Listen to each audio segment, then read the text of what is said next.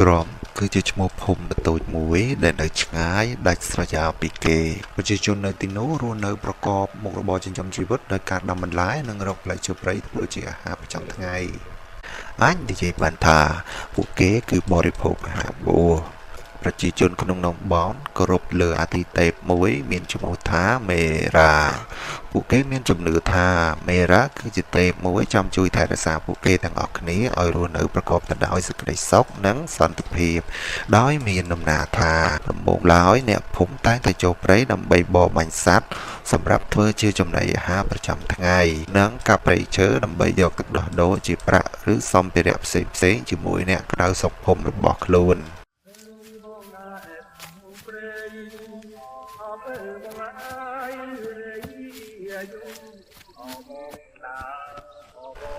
ថ្ងៃមួយមានបរិបក្នុងភូមិម្នាក់មានឈ្មោះថា King ខណៈពេលគាត់បានធ្វើដំណើរចេញទៅបរបាញ់សត្វក្នុងព្រៃដោយសពដងក៏ប្រទះជួបនឹងសត្វស្លាបដ៏ធំចម្លែកមួយហោះសម្រាំងស្លាបនិងស្រែកកំពង់ព្រៃ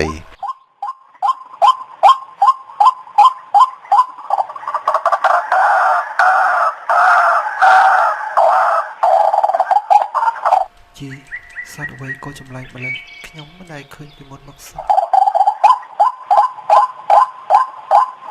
ដូចរស័ព្ទ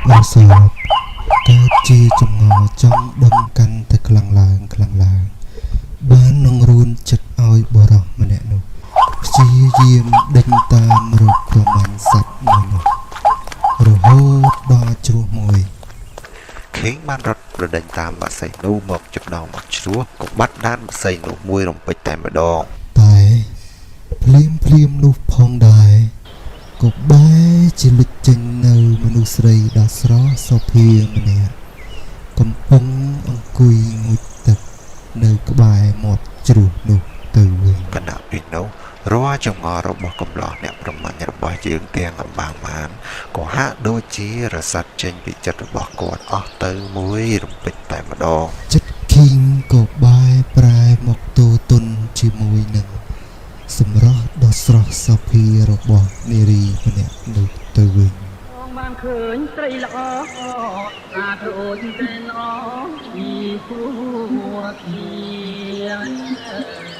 បងបានឃើញស្រីល្អអាដូចតែល្អពីគួរទីការស្ដីប្រទៅគាត់អត់គុណនាចង់បានគង់អករួមប្រាខ្ញុំដឹងថាបើខ្ញុំអាណាต้องប្រាថ្នាប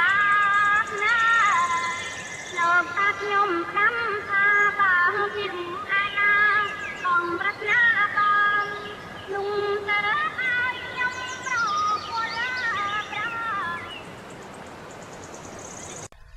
ចំណែកឯនារីម្នាក់នោះវិញគឺជាបក្សីនោះឯងនាងគឺជាបក្សីទេពដែលមានឈ្មោះថាមេរ៉ាដែលមានតួនាទីចាំថែរក្សាសពសត្វនិងព្រៃឈើនៅក្នុងព្រៃនេះឯងវត្តមានរបស់ទេពបក្សីមេរ៉ាមកនេះគឺដើម្បីធ្វើការបំលាស់ប្ដូរផ្នត់គំនិតរបស់មនុស្សម្នាក្នុងភូមិ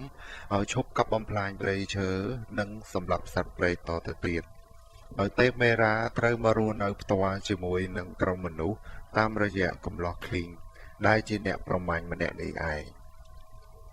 ក្រោយមក King និងមេរ៉ាក៏បានរៀបអាពាហ៍ពិពាហ៍ជាមួយនឹងគ្នានិងរស់នៅជាមួយគ្នាយ៉ាងមានក្តីសុខចាប់តាំងពី King បានមេរ៉ាធ្វើជាប្រពន្ធមក King ក៏ឈប់ទៅបរបាញ់សត្វនៅក្នុងព្រៃដោយសពដងទៀតដែរព្រោះតែមេរ៉ាជាប្រពន្ធបានប្រាប់ទៅស្វាមីរបស់ខ្លួនថាបងអូនមិនអាចបរិភោគសាច់សត្វធ្វើជាអាហារបានទេព្រោះតែអូនមានចិត្តអាណិតអាសូរដល់សពសត្វដែលមានជីវិតទាំងអស់នោះណាបង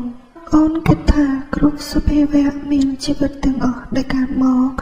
គឺរមែងសុទ្ធតែប្រាថ្នាចង់រស់នៅប្រកបទៅដោយសេចក្តីសុខនិងសន្តិភាពដូចគ្នា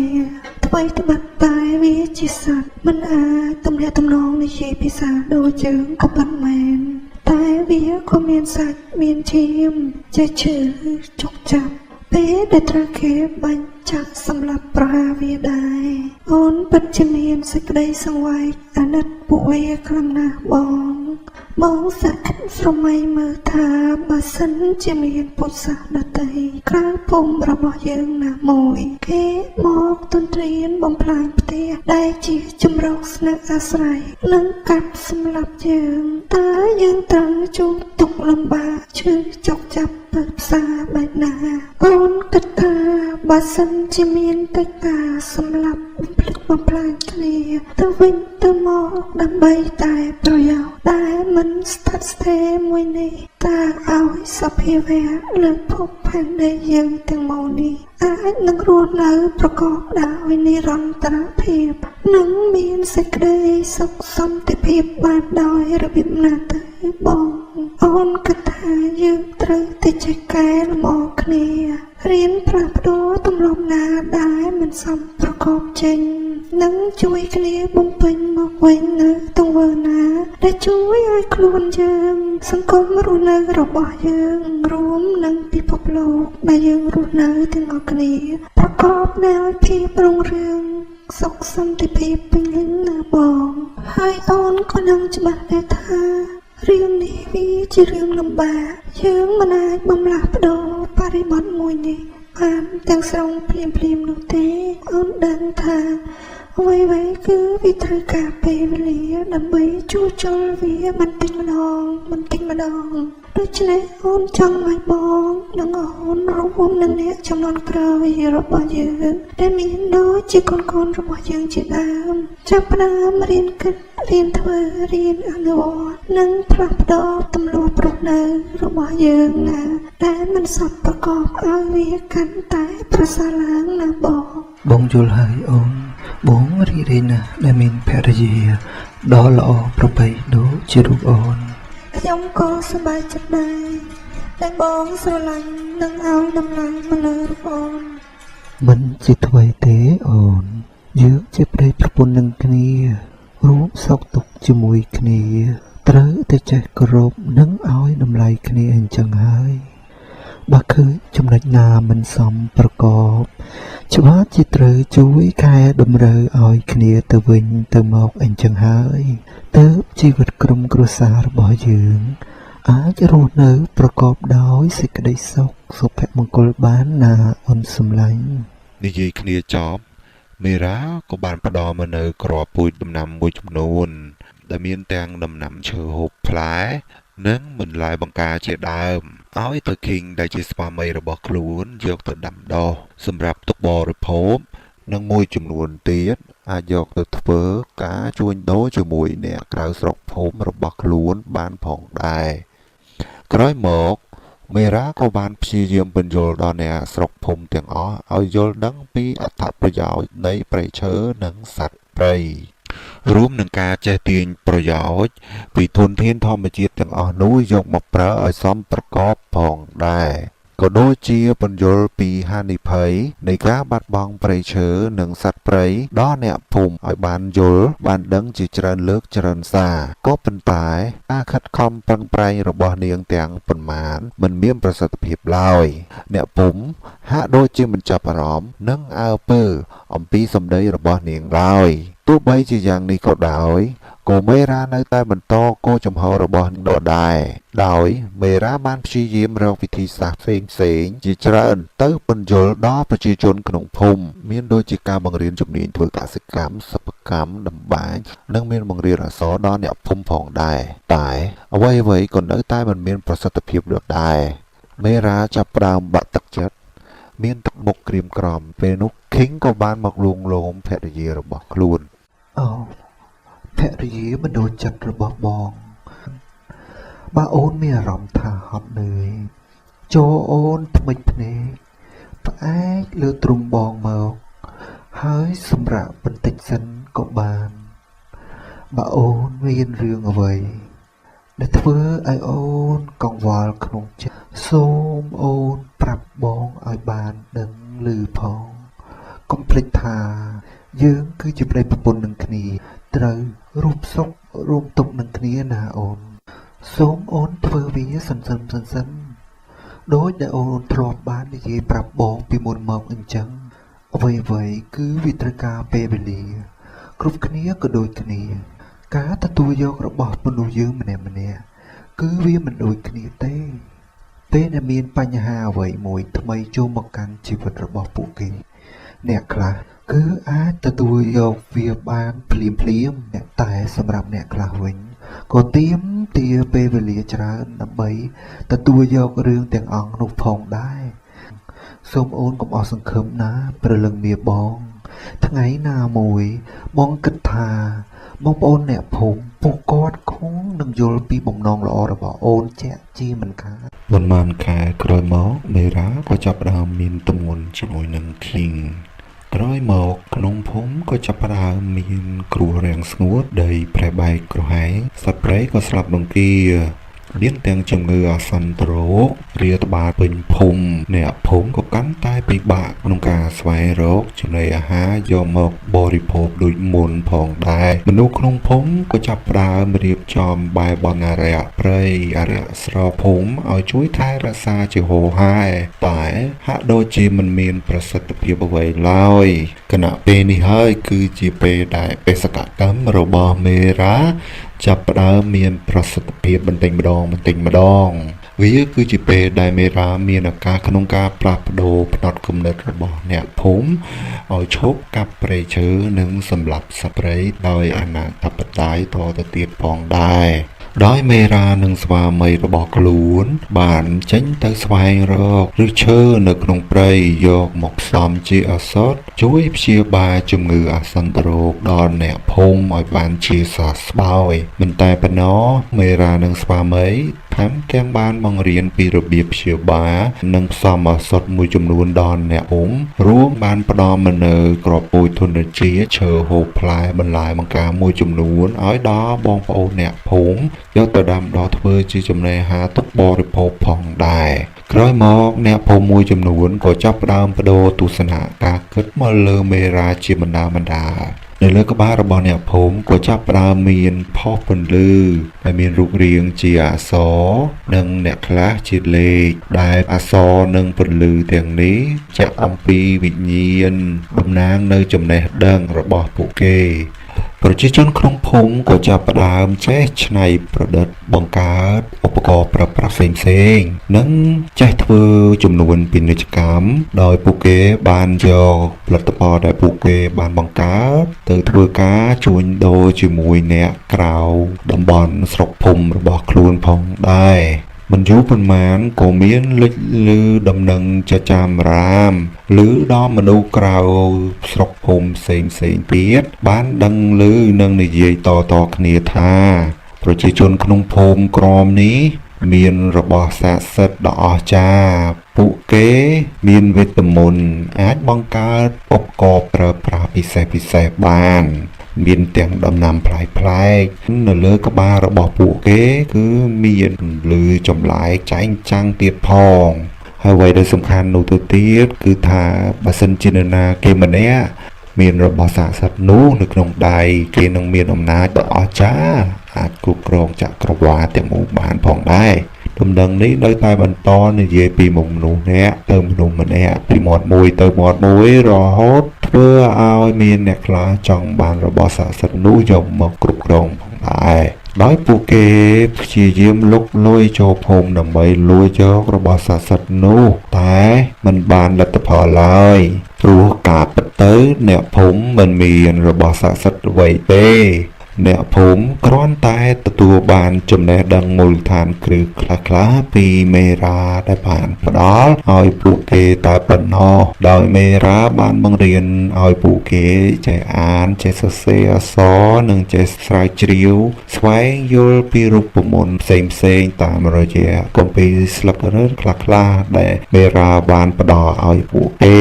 ចំណេះដឹងទាំងអស់នេះក៏បានបង្កើតជាពន្លឺដែលនាំឲ្យមនុស្សប្រុសស្រីក្មេងចាស់ក្នុងភូមិ